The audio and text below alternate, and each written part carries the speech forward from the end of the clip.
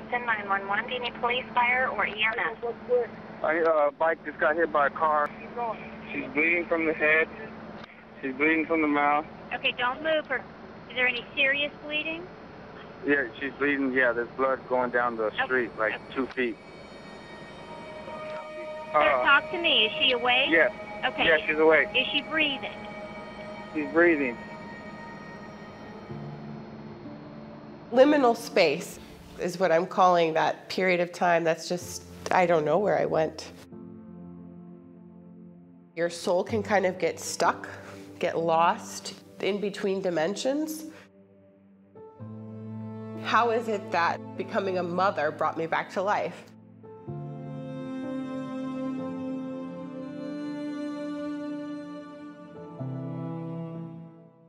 So, tell me who you are, how long you've been with Alicia. My name is Dustin Eastis. I've been Alicia's boyfriend for about 3.5 years now. When I went to the hospital, she was still doing what they're calling posturing, where her limbs were moving in kind of an uncontrolled state. They wouldn't tell me at the time that that was a really bad sign.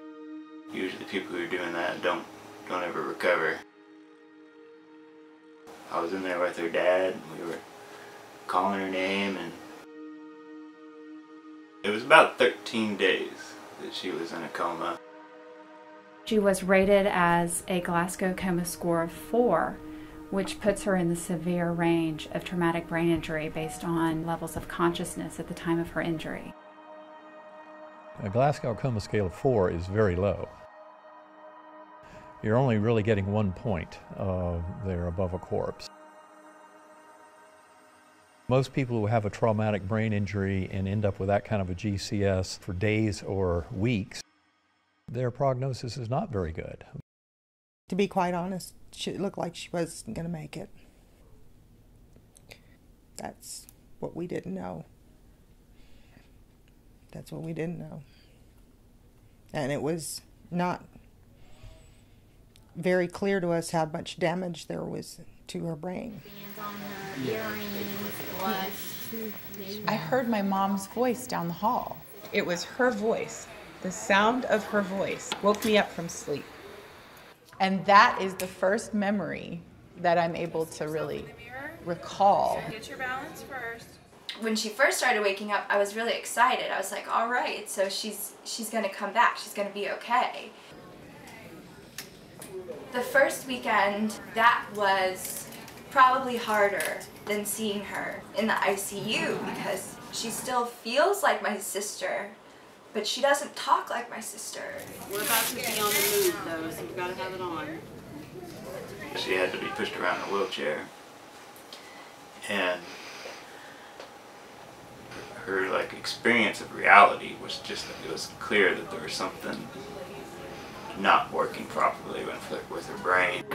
Stand up nice and tall. There we go. This leg is tired. Okay, let's sit. Let's sit. It's very tired. Well, that's right. It's going to be hard Relax. working. Just like You're that. getting stronger, though. It's good. This is hard for me. I feel like hating because I can't do it. You are doing it. She just wanted somebody to help, but nobody could really do anything to help her because it was just all in her head that needed to rewire itself. There's a big period of blank space in my memory from that whole time. It's very vague. I physically could not cry, and it was the most frustrating feeling. I felt like I was all better and I was healed and everything was fine, and I would say that often. But then something else would recover and I would notice that too, and it would be clear that I hadn't actually fully healed. It was never easy for me to define where being fully healed existed, except when I was pregnant. First memory of recovery, I announced that I wanted to marry Dustin and have a baby. My mother gently redirected my focus back to more practical healing in front of me, like learning to walk And although I might have seemed delusional, that desire to reproduce motivated my choices in rehabilitation going forward. I flew through inpatient rehab stages that were expected to take years in 1 month. And I married Dustin. I still struggled with shaky balance, unstable moods, and an identity lost in amnesia. But I'd come so far that I felt fine. While I started my career, I became pregnant. During the pregnancy, I was just feeling every day I would wake up and lights were coming back on. My memory, identity, balance, and moods were all restored. My body knew that my reproductive capacity was the key to neurological healing because, of course, the pregnant body optimizes brain function to meet the demands of motherhood. You do have a unique surge in hormones during beginning in pregnancy that, bring on this brain process called matrescence. It begins to transform your brain. And so we all recognize how profound the change of adolescence is. And now we understand that matrescence, this becoming a mother, or putrescence, becoming a father, is just as profound as adolescence in both that hormonal change, the way that our brain's connected, and the way that our brain functions. So there's massive reorganization beginning in pregnancy and throughout the first few years of your baby's life. And our prefrontal cortex gets massively rearranged as well. And so that's executive functioning, future planning, all of those kind of higher order brain functions.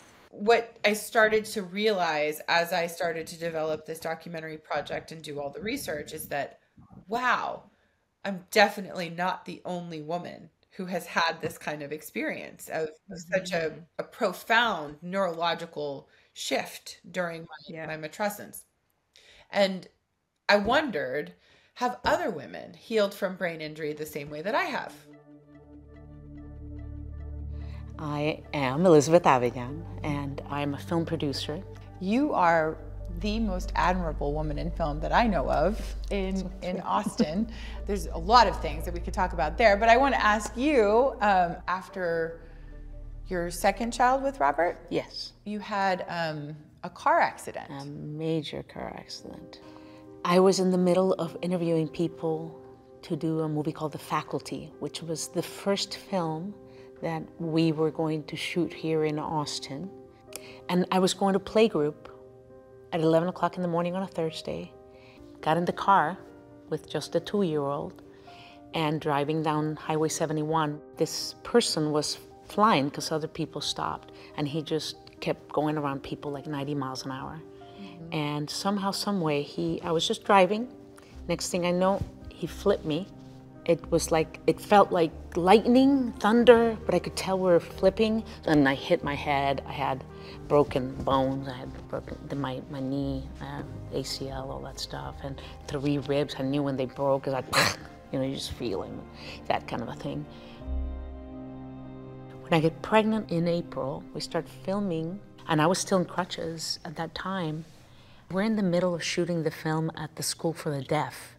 Something in me was kind of like, oh no, because of my knee. I just had knee surgery. I was in crutches. I was like, how am I going to manage 2 kids and all that stuff, I was just, and I've never put this together until I spoke to you. You brought so many memories of that. All of a sudden, after like a couple of months, I didn't need the crutches anymore.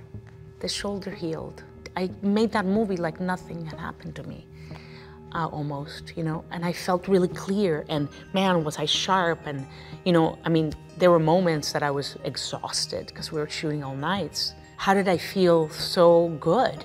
And I was getting more and more pregnant, more weight, in a way, right, on the knee, having the 2 children and the, all of that.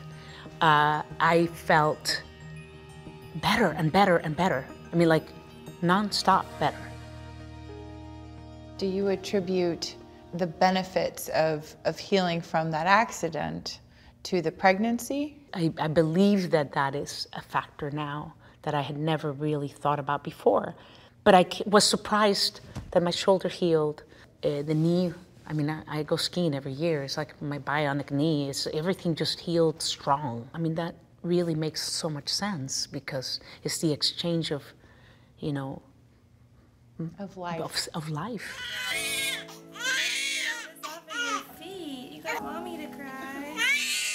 In that, you don't want to submerge her in water. Yeah. I want to tell you my story of coming back to life, demonstrating how the intelligent body heals the brain. My memory was restored during my pregnancy, and my ability to balance was restored. That's why I say I was reborn when my daughter was born. Hi! Since she was born, I have poured myself into the research for this project to really understand more about what this has been. The funding for any research is so scarce. Any question that we have related to any of our reproductive health and our connection with babies is so understudied. We're really doing women a disservice. Predominantly, research in the neurotrauma field specifically was carried out by men. And any experience or any condition that doesn't afflict men is often put in the antechamber or the dungeon or the basement. That's why there might not be as much research out there as you're looking for. But being able to explain that there are, to use your word, miracles that do occur when you have these metamorphoses that go on, gives us the opportunity to look into it. We're so proud to have you here in our capital city, and we're so grateful to our colleagues at the International Brain Injury Association for their collaboration, their expertise and their support in bringing us all together for the next couple of days. My goal with this project is to help inform the research and help push people in the direction of studying science of pregnancy more. Being at this conference, what I came here for is to enlist credible scientific support. Great.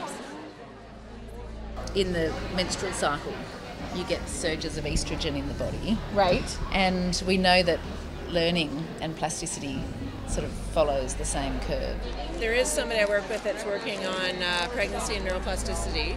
Awesome. I talked about that yesterday yes. with you. Yeah, so I'll send great. that.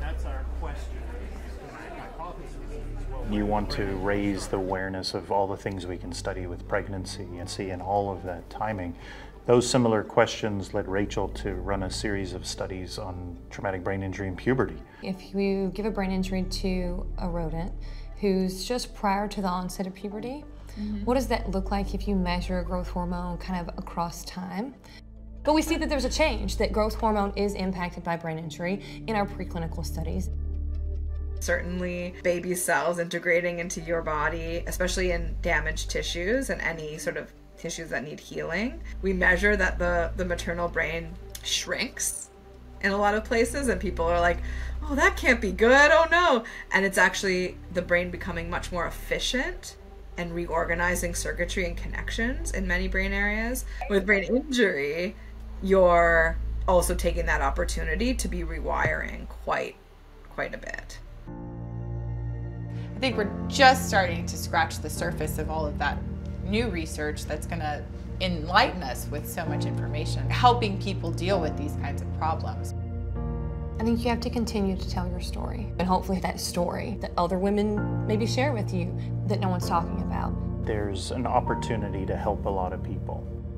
In my dream universe, I make the film and I get it out there, and then like 5 years later, we have tangible tools that can be utilized for treating traumatic brain injury survivors like myself and like helping other people get this far.